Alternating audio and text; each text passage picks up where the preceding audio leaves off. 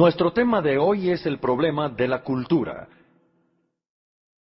que es el obstáculo principal entre nosotros y Dios en términos de comunicación. De hecho, yo pienso que sería mejor para nosotros hablar del problema de las culturas en plural. Bien, por un lado están las culturas en las que la Biblia fue escrita, y por el otro lado, las culturas en las que la Biblia es leída. Entonces, tanto el hecho de que Dios habla como el de que nosotros escuchamos están condicionados. Tanto los autores de la Escritura como los lectores de la Escritura son criaturas culturales. El problema que enfrentamos es el vacío o abismo cultural que existe entre el mundo bíblico por un lado y el mundo moderno por el otro. Cuando tomamos la Biblia y la leemos, incluso en una versión moderna o parafraseada, estamos entrando en otro mundo. Retrocedemos un par de milenios, lejos de la revolución de los chips, de la revolución electrónica, de la revolución científica, de la revolución industrial. Retrocedemos a un mundo que al parecer dejó de existir hace muchos años. Por lo tanto, la Biblia se siente extraña y se ve obsoleta, suena arcaica y huele a rancio. Y nos preguntamos qué querrá decirnos este libro tan viejo a nosotros en el siglo XXI. Quiero contarles una pequeña anécdota que experimenté hace algunos años cuando conocí a una pareja de hermanos que eran estudiantes. Ellos habían sido criados en un hogar cristiano, conservador, y ahora estudiaban uno en la Universidad de Oxford y el otro en la de Edimburgo. Y ellos habían empezado, me dijeron, a repudiar la fe de sus padres. Uno decía que era agnóstico y el otro decía que no, que él era ateo. Naturalmente les presté atención y les dije, cuéntenme, ¿qué es lo que les ha provocado el cambio en sus vidas y en sus creencias? ¿Es que ya no creen que el cristianismo es verdad? No, dijeron para mi sorpresa. Ese no es el problema. Y si usted nos convence de que el cristianismo es la verdad, estamos seguros de que lo aceptaríamos. Bien, dije yo con mucha curiosidad. Entonces, ¿cuál es el problema? Nuestro problema no es si el cristianismo es verdad o no, sino si el cristianismo es relevante. Y francamente, dijeron, no vemos cómo puede ser relevante. Fueron sus palabras. Dijeron, el cristianismo es una religión palestina primitiva y surgió en una cultura palestina primitiva. De modo que, ¿qué tiene el cristianismo que decirnos a nosotros en el siglo XX? En ese entonces estábamos en ese siglo. Hoy tenemos cirugías de trasplantes, mañana ingeniería genética, a puertas de los 70. El hombre fue a la luna, quizá en los 80 incluso vaya a Marte. Eso fue lo que dijeron de manera un poco optimista. Y luego con una mirada un poco orgullosa, dijeron, ¿qué tiene para decirnos su religión primitiva a nosotros? Eso es irrelevante. Bien, no voy a decirles cómo contesté porque no lo hice muy bien, pero con frecuencia le agradezco a Dios esa experiencia porque me dejó muchísimo más claro que nunca la tarea de comunicador cristiano, que no es hacer a Jesucristo relevante, sino demostrar su relevancia para el mundo de hoy. Bien, quiero dejar a un lado a estos jovencitos para pedirles que se imaginen, porque no tengo aquí un tablero ni un papelógrafo, pero imagínense un territorio plano que está profundamente cortado por un abismo o un cañón. En un lado del abismo está un mundo bíblico, en el otro lado está el mundo moderno, y entre estos dos mundos hay 2000 años de una cultura cambiante. Los evangélicos vivimos, y puedo decirlo sin ningún temor a contradecirme, que vivimos en el lado bíblico del cañón. Creemos en la Biblia, amamos la Biblia, estudiamos la Biblia y buscamos comunicar la Biblia. Somos personas de Biblia, y nos sentimos cómodos en ese ambiente. Pero por otro lado está el mundo moderno, y ese es un mundo muy, muy diferente. Entre el mundo bíblico y el mundo moderno hay estos 2000 años de cultura cambiante. Así que nosotros, los evangélicos en este lado del abismo, nos sentimos amenazados por el mundo moderno. Si ustedes son como yo, es decir, si son ancianos, si es que no son seniles, se sienten amenazados por el mundo moderno. Leemos un libro como el de Alvin Toffler, El shock del futuro, y quedamos en un profundo estado de shock del que parece que nunca vamos a salir, nunca. Entonces, cuando intentamos comunicar, ¿cómo lo hacemos? Bueno, nuestro sermón, nuestra comunicación, nuestro discurso, o lo que sea, sale de la Biblia. Por supuesto, no soñaríamos con predicar sobre otra cosa, pero luego sube al aire y nunca llega a aterrizar en el otro lado. No está arraigado a la realidad contemporánea.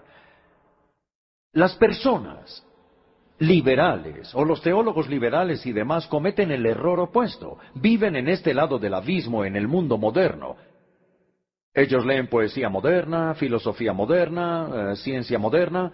Es por eso que las personas los escuchan a ellos, porque parecen identificarse con el mundo moderno. Entonces pregunto, es decir, uno lee el shock de futuro de Alvin Toffler y ese libro no les causa un shock. Ellos tienen los amortiguadores para el shock. Pero entonces, ¿cómo se comunican cuando lo que dicen de alguna manera aterriza o está arraigado a la realidad del mundo contemporáneo? Pero ¿de dónde viene eso? Solo Dios lo sabe. Ello no viene de la Biblia, ellos han pedido la revelación bíblica. Eso es lo que quiero decir con lo que ustedes pueden ver en su resumen. Una polarización trágica de que nosotros, los evangélicos, somos bíblicos pero no contemporáneos, hablando en términos generales, y puedo generalizar, mientras que los liberales son contemporáneos pero no bíblicos, y casi nadie está construyendo puentes. Y esa es la tarea del comunicador, construir puentes entre el mundo bíblico y el mundo moderno. Bueno, todo eso era una introducción. Entonces, después de considerar el abismo cultural entre el mundo bíblico y el mundo moderno, vamos a mirar los dos escenarios culturales por separado, de manera separada. El primero serán nuestras propias culturas y nuestro propio encarcelamiento cultural. Y el segundo serán las culturas dentro de las cuales la Biblia fue escrita. Empecemos por la primera mitad de la conferencia de hoy, nuestro propio encarcelamiento cultural. Sin duda están de acuerdo conmigo en que todos los lectores de la Biblia son parte e incluso prisioneros de su propia cultura. Es decir, ellos o nosotros hemos absorbido nuestra herencia cultural de manera no crítica. Y entonces la manera como pensamos, la manera como hablamos, la manera como nos vestimos, como comemos, como jugamos, son determinadas por nuestra crianza cultural. De allí el valor que tiene viajar. Cuando viajamos de nuestro país natal a otro, entonces se hace posible mirarnos a través de los ojos de otras culturas y es posible escucharnos a través de los oídos de otra cultura. Es posible incluso evaluarnos desde la perspectiva de la otra cultura. Y todo eso es una experiencia muy valiosa. Recuerdo muy bien hace muchos, muchos años, probablemente en la década de los 60, cuando fui por primera vez a Estados Unidos. Después de una conferencia, una mujer se me acercó por el pasillo para hablarme y ella tenía muchas perlas. Entonces se acercó y me dijo, ¡ay, cómo me gusta su acento! Yo estuve tentado a responderle, ¿cómo así que mi acento? Yo no tengo ningún acento. Usted es la que tiene acento. Usted tiene acento estadounidense. Yo hablo el inglés de la reina, pero usted no. Pero por supuesto no dije eso, solo me sentí tentado a hacerlo. Pero ahora les confieso con algo de vergüenza que ese fue el primer motivo por el cual yo me di cuenta claramente de que tenía un acento. Pero la verdad es que todos tenemos un acento y hablamos con acento. Años después de haber hablado con esa señora, estaba yo en las Filipinas. Y después de hacer mi conferencia, esta vez un niño como de 8 o 10 años vino a mí corriendo, levantó su cabeza, me miró a los ojos y me dijo, «Usted sí que habla gracioso». Y me he dado cuenta de que es verdad, algunos de nosotros pertenecemos a las culturas secularizadas del Occidente y hemos absorbido más de lo que probablemente nos damos cuenta de los valores y estándares y estilos seculares. Mientras que otros, de pronto algunos de nosotros que estamos aquí hoy, hemos sido criados quizá en una cultura hindú, en una cultura budista, en una cultura tradicional china, en una cultura musulmana. Entonces, naturalmente, vemos las cosas desde ese punto de vista en el que fuimos criados, no podemos evitarlo. Nuestro trasfondo cultural es parte de nuestra identidad personal. La manera como nos acercamos a la Escritura se ve fuertemente influida por estas cosas. Nuestra herencia cultural hace que sea muy difícil estudiar la Escritura con una objetividad genuina. Hace que sea muy difícil para nosotros escuchar la Escritura con una mente abierta y una mente sin prejuicios. De hecho, sería imposible hacerlo sin la gracia de Dios y la iluminación del Espíritu Santo, porque los anteojos con los cuales vemos la Escritura tienen lentes culturales.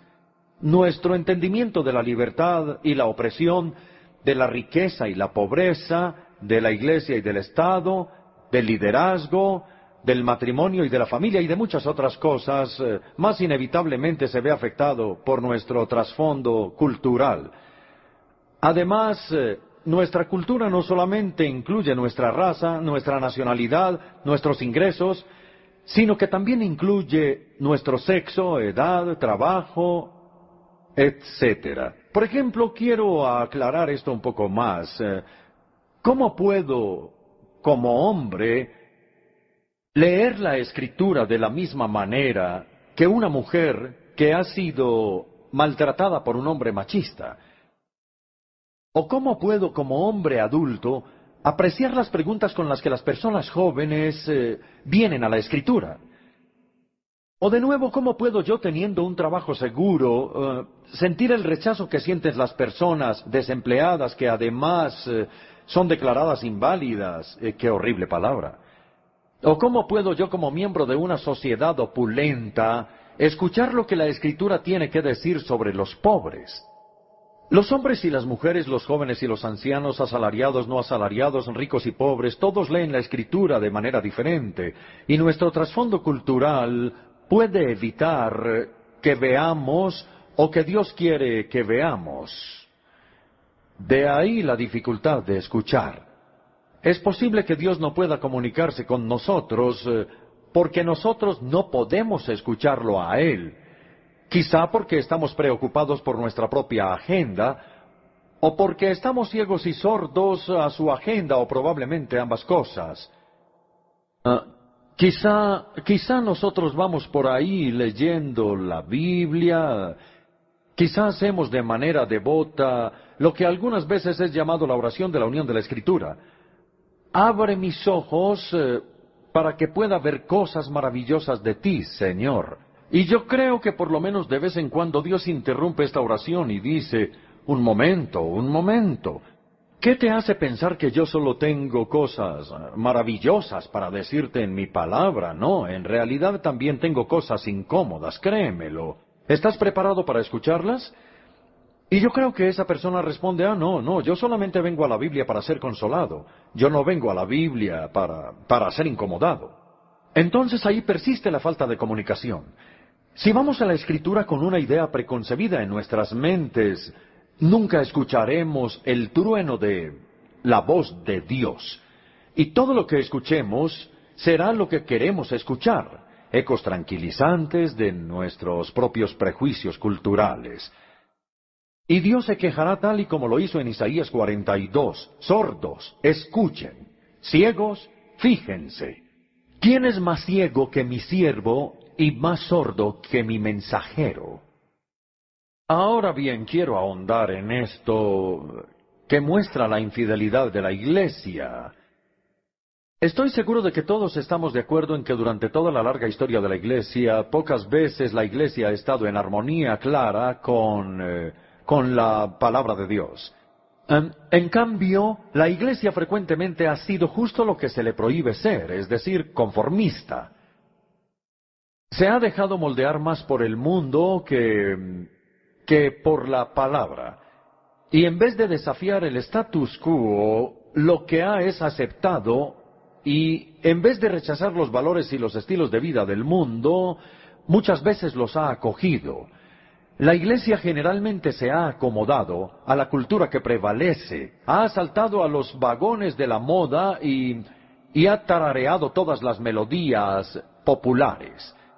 Es el tema, como ustedes deben saber, del libro de Os Guinness, El archivo del sepulturero, cuyo subtítulo es La subversión cultural de la Iglesia. Entonces, cuando la Iglesia hace esto, lee la Escritura a través de los ojos del mundo y racionaliza su propia infidelidad. Quiero darles 1 o 2 ejemplos rápidos del pasado, porque la historia de la Iglesia está llena de ejemplos trágicos de los puntos ciegos que ha tenido en su historia. Yo me pregunto, ¿cómo es posible que los países cristianos no solo aprobaron, sino que también exaltaron las terribles cruzadas de la era medieval? ¿Cómo es posible que hayan intentado recuperar los lugares santos del Islam a la fuerza? ¿Cómo es posible que hicieran esas cosas en el nombre de Jesucristo? Las cruzadas siguen obstaculizando, como siempre lo han hecho, la evangelización en el mundo islámico. Este fue un hecho perverso que los musulmanes no han olvidado y menos aún perdonado. O quiero darles otro ejemplo. ¿Cómo es posible que se haya utilizado la tortura en el nombre de Cristo por parte de la Inquisición para combatir la herejía y para imponer ortodoxia, y que pusieran unos tornillos en algún pobre hereje y lo torturaran hasta que estuviera de acuerdo con la fe? ¿Ahora sí cree? ¿No? ¿Ahora sí cree? ¿No? La evangelización por medio de la tortura. ¿Pueden creer eso? Yo sé lo que ustedes están pensando. Eso eran los católicos romanos. Los protestantes nunca habríamos hecho eso. Bueno, yo no estoy tan seguro. Yo me pregunto cómo es posible que las iglesias protestantes no tuvieran virtualmente ninguna misión durante siglos. Y cuando William Carey el Bautista dijo en la reunión de ministros, es posible que ustedes conozcan la historia, y sugirió que debía haber una misión a la India, y el presidente de la reunión dijo, siéntese, jovencito. Y lo dijo con gran arrogancia. Siéntese, jovencito, cuando Dios quiera convertir a los hindúes, lo hará sin su participación ni su mente. ¿Acaso él no había leído la Gran Comisión? ¿Acaso no había leído la Biblia, que está llena de misiones? De nuevo, este era un punto ciego. ¿O cómo es posible que la cruel degradación de los esclavos y el comercio de esclavos no fuera abolida en el llamado Occidente cristiano hasta 1800 años después de Cristo? Gracias a Dios fue abolida en ese entonces, pero no debió haber sido abolida por mucho tiempo. ¿O cómo solo después de la Segunda Guerra Mundial se reconoce lo terrible de la discriminación racial y de la degradación ambiental? Esto por mencionar solo parte de esa verdad. Esta es una lista, digamos, de algunos de los principales puntos ciegos que han manchado el testimonio de la Iglesia en diferentes épocas. Ninguno puede ser defendido con la Escritura, y todos ellos se han debido a una mala lectura de la Escritura o a una falta de voluntad para someterse a la autoridad de la Escritura. El pueblo de Dios estaba enceguecido por la tradición. No podían ver lo que Dios quería que vieran. Tenían otras agendas. No querían escuchar nunca la agenda de Dios. Bien, pero todo eso es el pasado. ¿Qué hay del presente? ¿Qué hay de la ceguera contemporánea? Es muy fácil criticar a nuestros antepasados cristianos por su ceguera, pero es mucho más difícil ser consciente de nuestros puntos ciegos. ¿Y qué verá, me pregunto yo ahora, qué verá la posteridad como nuestros principales puntos ciegos al principio del siglo XXI? Cuando se escriba la historia de la Iglesia de principios del siglo XXI, ¿qué van a decir los historiadores sobre nosotros? ¿Se han hecho esa pregunta? Yo creo que ellos van a decir, ¿cómo es posible que esos buenos cristianos, bien educados y bien intencionados, cristianos del All Souls, en ese día de febrero, cómo es posible que ellos no hayan visto? ¿No hayan visto qué? Ustedes deben responder a esa pregunta. Por mi parte, yo creo que diría que una cosa es la desigualdad económica del norte y del sur y que sigue, a pesar de que hay buenos intentos por superarla. Pero la continua presión económica del norte sobre el sur es muy evidente, y aquellos de nosotros, que yo creo que somos la mayoría de aquí, que vivimos en circunstancias opulentas, debemos simplificar nuestro estilo de vida económico, no porque pensemos que eso va a solucionar los problemas macroeconómicos del mundo, sino sencillamente por su solidaridad con los pobres. Debemos preocuparnos más por los pobres de lo que lo hace la mayoría de los cristianos evangélicos. Otro punto ciego que creo que voy a mencionar, porque creo que es actual, es la amenaza del uso de las armas de destrucción masiva. Algunos cristianos, por supuesto, son pacifistas, y ha habido una tradición muy noble del pacifismo, y eso lo respetamos en la iglesia cristiana. Bien, otros defienden lo que se llama la teoría del mundo justo, pero en ambos casos, los que lo hacen siempre han insistido en que el uso de la fuerza es justificable solo si es controlado y discriminado. Pero las armas de destrucción masiva son intrínsecamente y controladas e indiscriminadas, y por eso deben ser vedadas por la conciencia cristiana. La Iglesia Católica Romana las ha descrito a estas armas como un crimen contra Dios y contra el hombre mismo. Otras iglesias de todo el mundo han convertido varias veces las armas de destrucción masiva, pero nosotros los cristianos evangélicos, como un todo, si es que puedo generalizar, con algunas excepciones, individuales notables, nunca hemos hecho una protesta o un pronunciamiento público contra las armas de destrucción masiva. Bueno, estas son una o dos sugerencias que podemos pensar hoy. Ahora, quiero resumir. Debemos ser conscientes de que nuestra cultura nos enceguece, nos ensordece e incluso nos dopa. Tenemos que permitir que la palabra de Dios nos confronte y que penetre nuestros patrones protectores de pensamiento. Él puede hacerlo. Pero el primer paso para recibir su confrontación es darnos cuenta de la barrera tan fuerte que es la cultura para esta comunicación. Y luego debemos estar listos como segundo paso, en conclusión, para clamar a Dios que abra nuestros ojos, que destape nuestros oídos y que despierte nuestras conciencias dormidas. Porque, amigos, sólo así podremos tomar las acciones correspondientes. Ahora pasamos al segundo dilema que genera la cultura.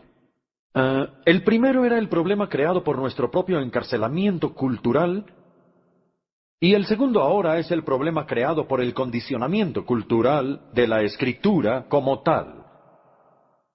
Porque si nosotros los lectores de la Biblia somos criaturas culturales, también podemos decir que lo es todo el mundo, incluyendo los autores bíblicos. Este dilema es parte del principio de la historia del que hablamos la semana pasada. Y el principio de la historia dice que Dios ha hablado en contextos históricos y culturales específicos. Entonces, amigos, aclaremos que Dios no nos ha dado una verdadera revelación cultural, que Dios no nos ha dado un mensaje aparte de la cultura desde el cielo azul.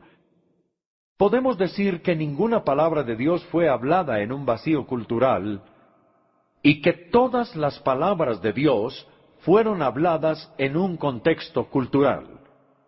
Ya sea el antiguo cercano oriente, en el caso del Antiguo Testamento, o el judaísmo palestino en el caso del Evangelio, o en el mundo grecorromano en el caso de las epístolas. La pregunta que enfrentamos es esta. ¿El condicionamiento cultural de la Escritura limita su relevancia para nosotros? ¿O incluso su autoridad sobre nosotros? ¿Cómo puede una revelación divina que fue dada en el primer siglo después de Cristo y en una cultura palestina del primer siglo, cómo esta revelación puede tener vigencia aún a comienzos del siglo XXI? Si fue dada en términos culturales, pasajeros, ¿cómo puede ser permanentemente válida? Si fue dada en términos particulares, ¿cómo puede ser universalmente cierta? ¿Acaso no debemos decir con el bien conocido teólogo liberal David Edwards, yo admito que gran parte de la Biblia está condicionada culturalmente y por consiguiente es obsoleta?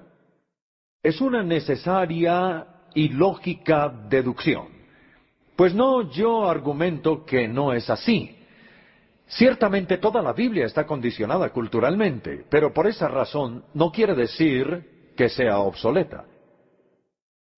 Miremos el punto A de su resumen, que es el principio. El principio, como lo veo yo, puede definirse e ilustrarse de una manera sencilla. Lo hago así. Nosotros no tenemos ninguna dificultad en distinguir entre una persona, un ser humano, y la ropa que esa persona usa en un momento determinado. La mayoría de nosotros tenemos más de una muda de ropa. Algunas veces nos ponemos el vestido nacional y si lo tenemos, o nuestras mejores galas, cuando vamos a una boda o a una fiesta. Otras veces nos ponemos vestidos más oscuros, como cuando vamos a un funeral. También tenemos ropa de trabajo, ropa deportiva, ropa para la noche. Algunas veces los jóvenes usan jeans, incluso como pijama.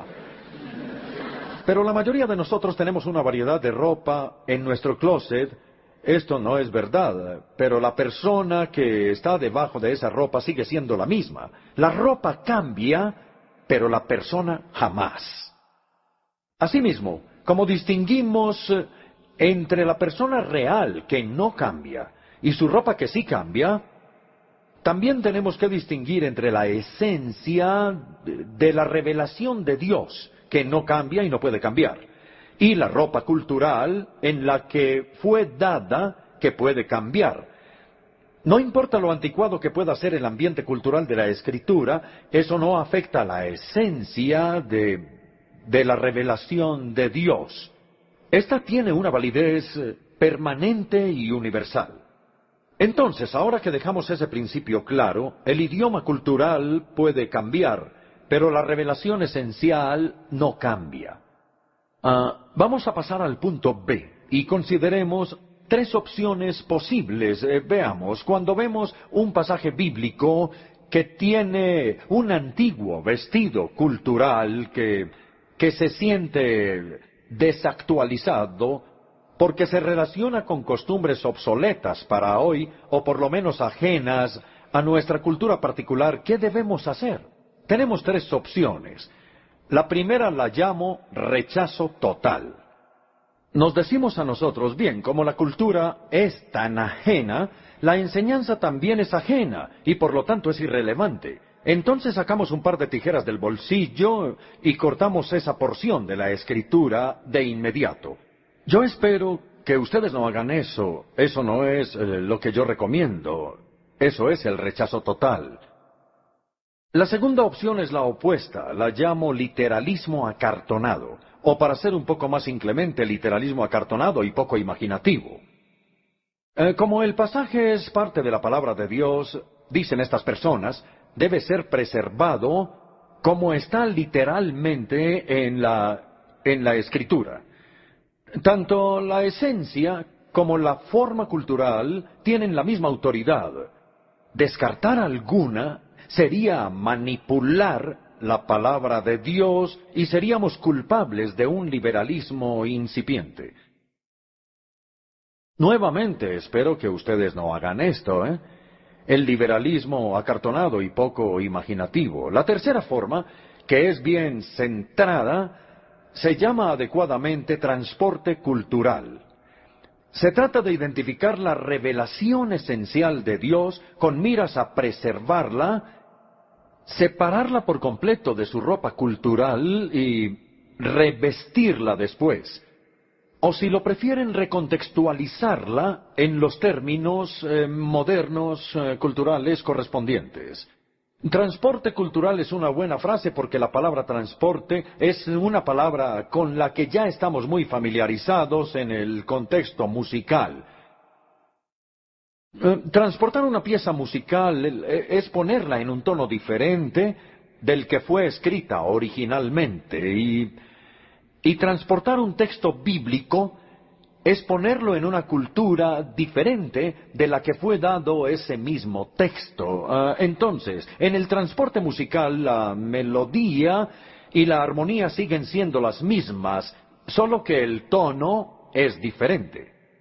De igual modo, en el transporte bíblico, la verdad sigue siendo la misma y solamente la expresión cultural de ella es la que cambia. Podemos decir de una manera un poco irreverente que el rechazo total es lanzar al bebé con el agua de la tina. El literalismo acartonado es quedarse con el bebé y con el agua de la tina.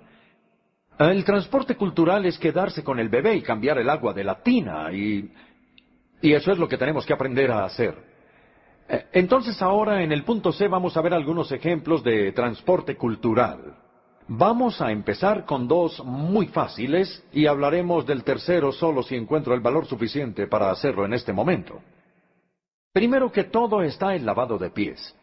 Recordarán ustedes que en el Evangelio de Juan, capítulo 13, durante la última noche que Jesús pasó con los discípulos, antes de la crucifixión, en medio de la cena Él se levantó, tomó una toalla y lavó y secó los pies de sus discípulos, y esta es una historia muy conocida.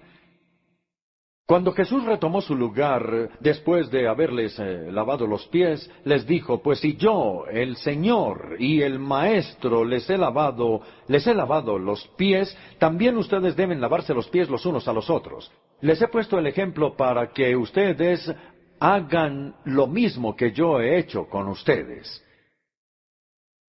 Jesús les dio a sus discípulos un mandamiento sencillo de lavarse los pies de manera recíproca, mandamiento que yo creo que todos hemos desobedecido.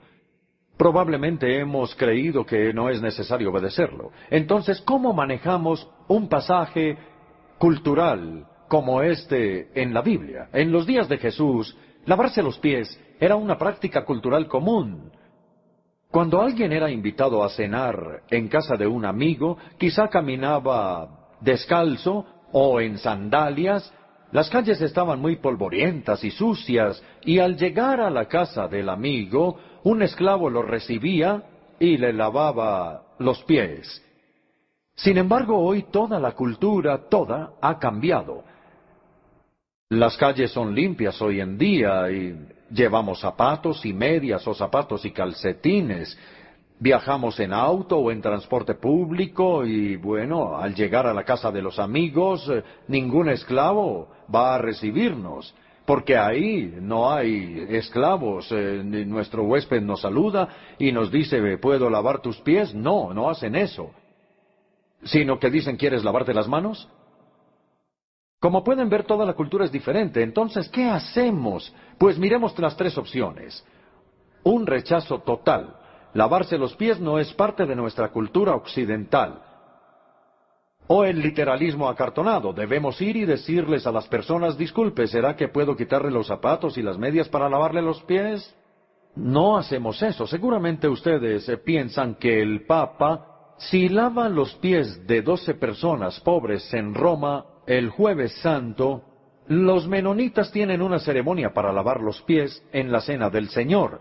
Y hay algunas iglesias africanas y asiáticas que también preservaron esta costumbre.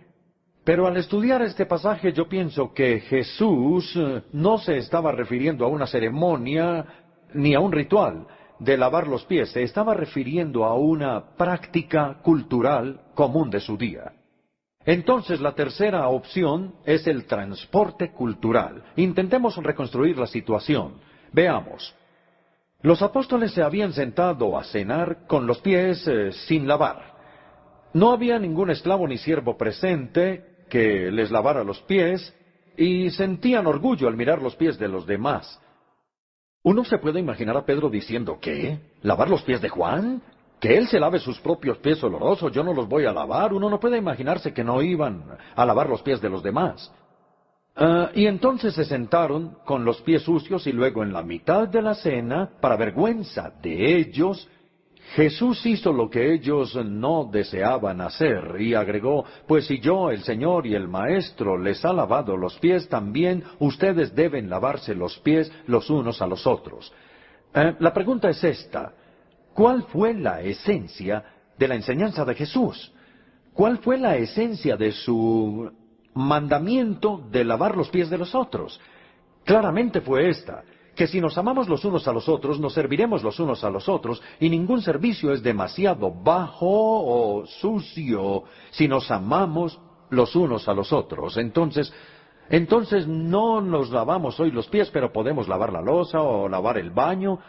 Cualquier cosa que nuestra cultura considere como trabajo sucio, y que considere que solamente los sirvientes deben hacerlo. Eso es lo que el amor está listo para hacer. Ese, amigos, es el transporte cultural. Creo que es muy fácil de entender en el lavado de pies. Ahora voy a un segundo ejemplo, el ejemplo del beso santo. Tanto el apóstol Pablo como el apóstol Pedro terminan algunas de sus epístolas con una instrucción a las iglesias. Pablo escribe al final de Romanos, de 1 Corintios y de 2 Corintios, escribe, salúdense unos a otros con un beso santo. Pedro, al final de su primera epístola, escribe, salúdense unos a otros con un beso de amor fraternal. No sabemos cuál era el gesto que Pablo y Pedro tenían en mente, porque la forma de besar es diferente dependiendo de la cultura. Por ejemplo, los etíopes besan en la mejilla o en el cuello 3 veces seguidas, y los esquimales se frotan la nariz. Algunas tribus de Papúa Nueva Guinea chasquean los dedos. Los latinoamericanos se especializan en el abrazo. Los indios dan un paso atrás y mueven sus manos, pero ellos no se tocan. Los japoneses y los coreanos se hacen una venia. Los estadounidenses prefieren el abrazo de oso y de paso casi nos fracturan las costillas. Y a los británicos, que es a los que yo pertenezco, por lo general no nos gusta más que dar la mano. Por eso J.B. Phillips en la traducción de esos versículos dice, solo la mano o salgo corriendo. Pueden ver ustedes que la forma cultural no importa siempre y cuando exprese amor y paz, siempre y cuando sea un beso santo, un beso con abnegación y pureza, y siempre y cuando sea aceptable en la cultura en la que nosotros nos encontremos. Lo que importa es que cuando los cristianos nos encontremos, no solo nos saludemos verbalmente. Debemos agregar a nuestras palabras una señal, un gesto físico que sea culturalmente apropiado. Bueno, sé que esos 2 ejemplos fueron bastante sencillos. ¿Será que tengo el valor para continuar? Creo que sí. Esta práctica del transporte cultural puede aplicarse a muchas situaciones, especialmente cuando hay un doble nivel de discurso, es decir, la doctrina o la ética que es la revelación esencial y luego la expresión cultural subyacente. Se pueden encontrar con otros ejemplos, pero tienden a ser más difíciles.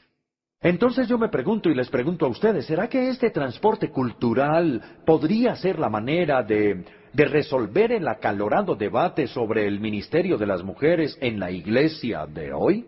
Por un lado, lo que es claro en la Escritura es que aunque el hombre y la mujer son iguales en dignidad ante Dios, son diferentes en otras cosas, y que Dios le ha dado al hombre lo que Pablo llama un cierto liderazgo, lo que significa, creo yo, más una responsabilidad que una autoridad.